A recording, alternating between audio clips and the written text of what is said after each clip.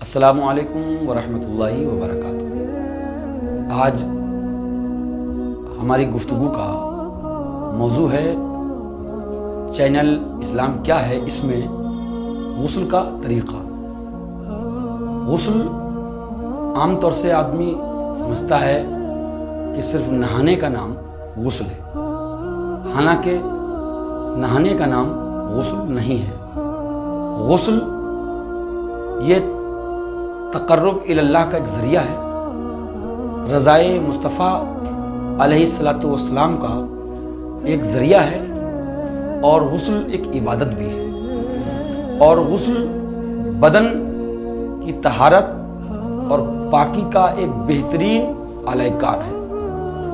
غسل شریعت میں جس کو کہا جاتا ہے، جسے ہم اور آپ عرف عام میں نہانا کہتے ہیں۔ غسل ازرو شرع، جن لوگوں پر غسل فرض ہو جاتا ہے، اب جن چیزوں سے غسل فرض ہوتا ہے آپ اس کو بھی ذہن میں بٹھائیں، اس کو سمجھیں۔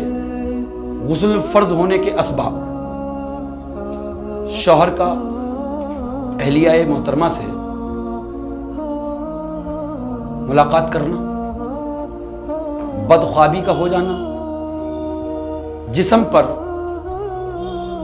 نجاست حقیقیہ کا لگ جانا جیسے پیشاب، گوبر، لیٹ یا نجس ناپاک چیزوں کا بدن سے مس ہو جانا، ان تمامی احکامات سے، ان تمامی افعال سے ایک مومن بندے پر غسل کرنا فرض ہو جاتا ہے۔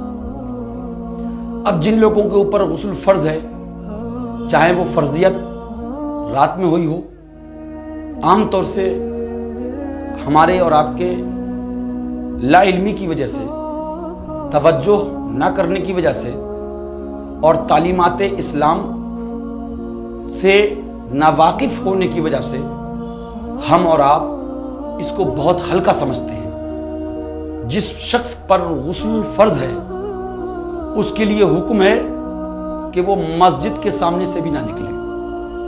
جس شخص کے اوپر غسل ہے، فرض ہے، بلا وجہ شرعی اس میں دیر کرنا گناہ ہے۔ جس شخص کے اوپر غسل فرض ہے جو ناپاک ہے، اس کا بدن اگر پسینے میں بھیگا ہوا ہے تو ایسا شخص کسی بھی شے کو، کسی بھی برتن کو ہاتھ لگائے گا تو اس کی ناپاکی اس تک پہنچ جائے گی۔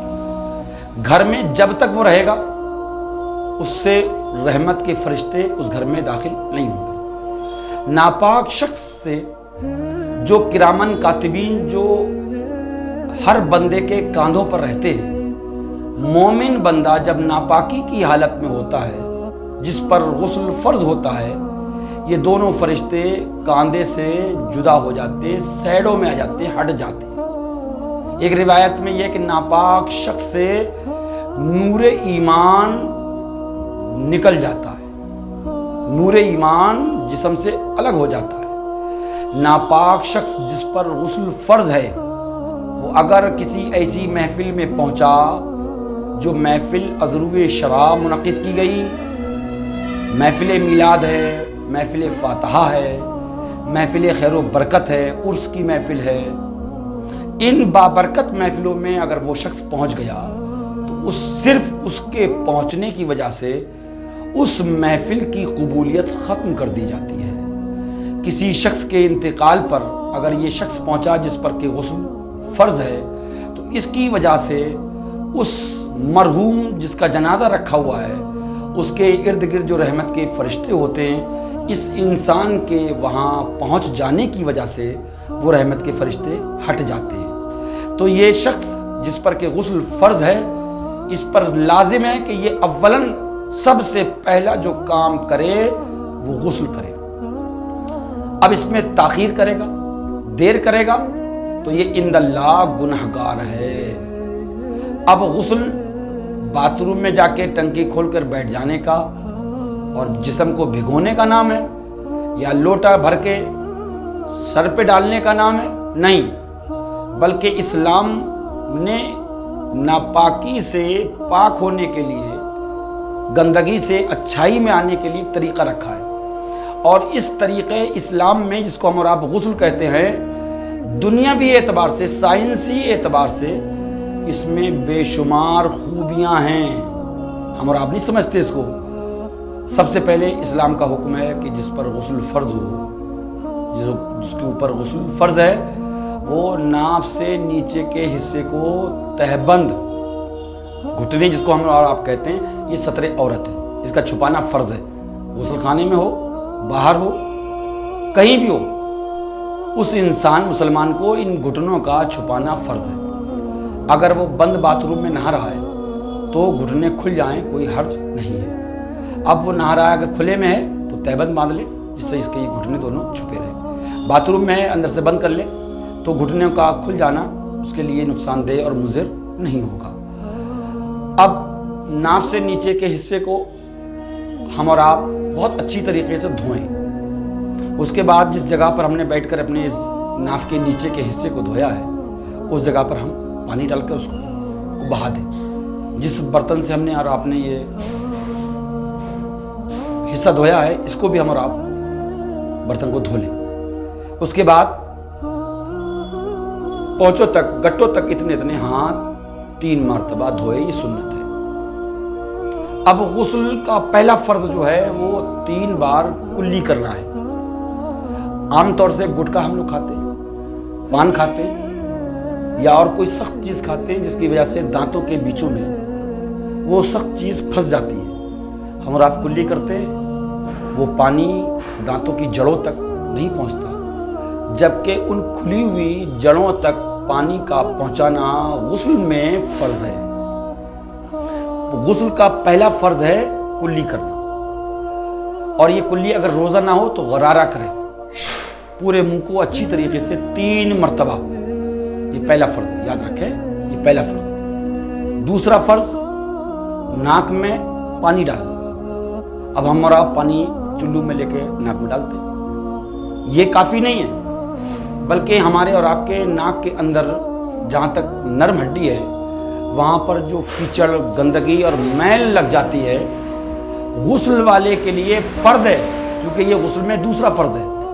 یاد رکھیں، اچھے سے سنیں کہ یہ غسل میں دوسرا فرض ہے۔ اگر ان فرضوں کی ادائیگی میں اگر بال برابر بھی، بال کی نوک برابر بھی اگر کمی ہو گئی تو آپ کا غسل نہیں ہوگا۔ آج جو ہمارے اور آپ کے دلوں میں بے چینی رہتی ہے کہ ہم مسجد بھی جاتے ہیں، امام صاحب سے مصافحہ بھی کرتے ہیں اور امام صاحب کے ہاتھ بھی چومتے ہیں، ان سے دعا بھی کراتے ہیں، پھر بھی ہمارے عبادت کی لذت ہمیں نہیں ملتی۔ اس کی مین وجہ یہ ہے کہ جو اسلام کا بنیادی اور جو عبادت کا سب سے پہلا فرض ہے وہ ہے غسل، طہارت۔ قرآن میں فرمایا گیا کہ جب تم ناپاک ہو جاؤ تو خوب پاکی حاصل کرو۔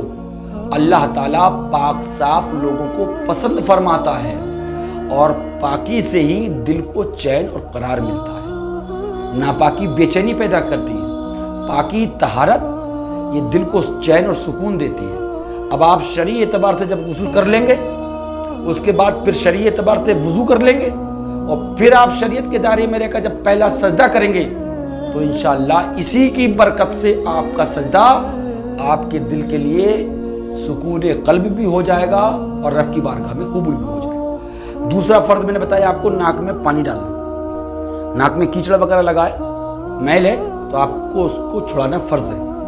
اگر وہ نہیں چھوٹا اور آپ نے ایسے ہی کر لیا تو غسل نہیں ہوگا۔ ہماری ماں بہنیں تھوڑا سا توجہ دیں اور دھیان دیں۔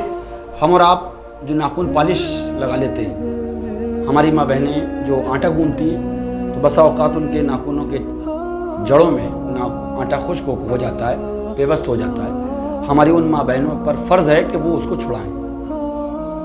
ناخنوں کی جڑوں میں جو آٹا ہے اور پان کھانے والے، گٹکا کھانے والے کے دانتوں میں جو مسالہ پھنس جاتا ہے، اس کو نکالنا فرض ہے۔ ان ظاہری اجسام تک پانی کا پہنچانا فرض ہے۔ دوسرا فرض ہو گیا ناک میں پانی ڈالنا۔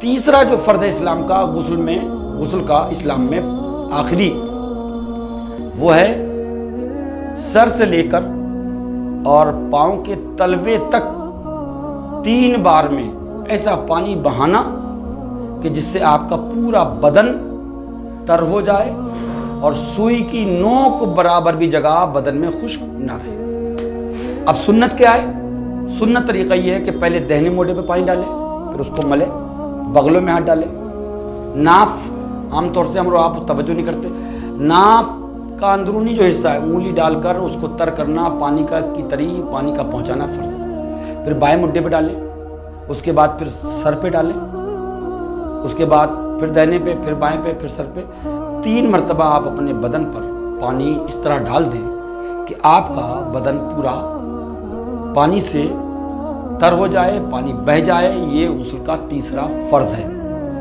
اس پر آپ توجہ دیں، ان تینوں